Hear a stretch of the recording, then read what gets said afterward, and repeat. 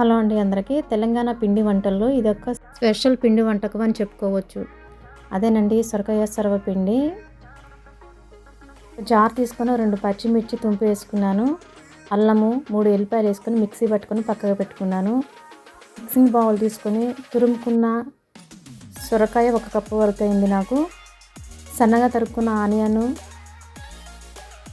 కరివేపాకు సన్నగా తరుక్కున్నాను, అది కూడా కొత్తిమీర, పల్లీలు 1 కప్పు ముందుగానే వేయించుకొని 2గా చీల్చుకున్నాను. 1 కప్పు వరకు బియ్యం పిండి, 1/2 కప్పు వరకు 1 గంట ముందే పచ్చెనగపప్పు నానబెట్టుకున్నాను.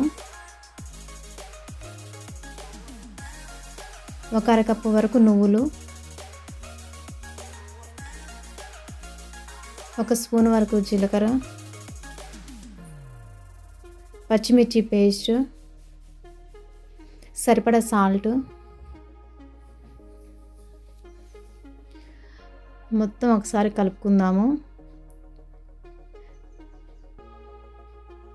గట్టిగా పిసుకోవటం వల్ల అందులో ఉన్న రసం అనేది పిండికి మొత్తం పట్టేసి టేస్ట్ అనేది తెలుస్తుందండి. కొంచెం వాటర్ యాడ్ చేసి ఇలా ముద్దలాగా చేసుకోవాలి. కలుపుకొని పక్కగా పెట్టుకొని పక్కన స్టవ్ మీద పెనం పెట్టి ఆయిల్ కొంచెం పోసానండి. పెనం మొత్తం ఈ విధంగా అనుకోవాలి. కొంచెం పిండి ముద్ద తీసుకొని రొట్టె మాదిరిగా సన్నగా వెడల్పుగా వచ్చేటట్టు చేసుకోవాలి. సన్నటి మంట మీద కాల్చుకోవాలండి అంతా.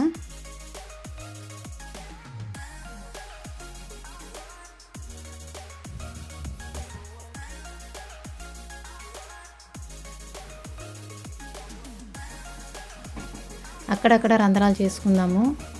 అలా చేయడం వల్ల పిండి మొత్తము మంచిగా కాలుతుందండి సమానంగా. కొంచెం ఆయిల్ యాడ్ చేయండి.